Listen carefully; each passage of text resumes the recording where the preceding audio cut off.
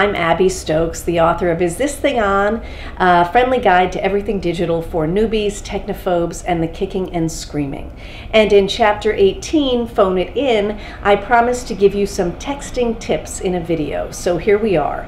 The first thing I want to talk about is netiquette when you're texting. So let's get two things out of the way. Do not text and drive. Ever. Do not text and drive.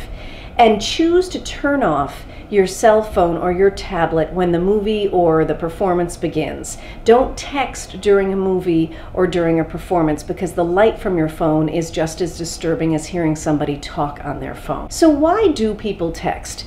It's interesting the progression that sort of happened with smartphones. People used to make phone calls with phones, then they would email with phones, and now a lot of people text instead of emails or calling. It's faster. It's a little bit more efficient. It's kind of fun once you start doing it. But I want to give you this caveat. Just because your grandchildren text all the time and text super fast doesn't mean that you have to. I refer to them as digital natives. They were born with a keyboard or a mouse in their hand. Us digital immigrants, those of us over the age of 40, we weren't born with a keyboard or a mouse in our hand or a smartphone. And so we do things a little bit slower. You are absolutely given my permission to go as slowly as you want when it comes to texting, but I do think that you'll find texting to be quite handy.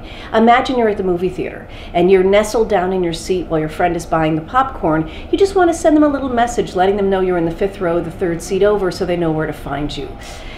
The issue with texting, because it's a short, abbreviated way to communicate, there are lots of different abbreviations that people commonly use. So what I've done for you is I've created a document that you can click on. If you're on my website, just below the video it says click here for printable instructions. I've given you there a whole list of these common abbreviations, but some of them are things like LOL, which could mean laughing out loud. It also can mean lots of love, whichever you want it to be. HAGD, I don't think it's particularly attractive to look at, but it means have a good day. BTW means by the way. You also can replace words like the word R with the letter R, or the word U with the letter U, or the word 4 with the number 4. So you might say, are you home? Game for dinner.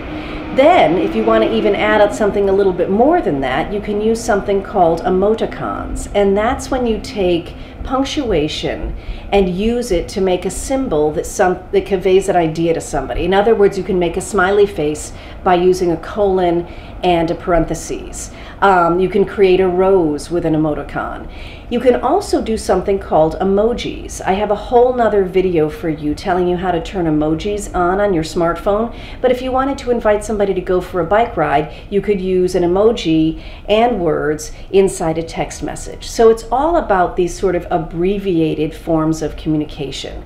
So click on the link below this website, look at those abbreviations, then get on your smartphone and start texting and see how you like it.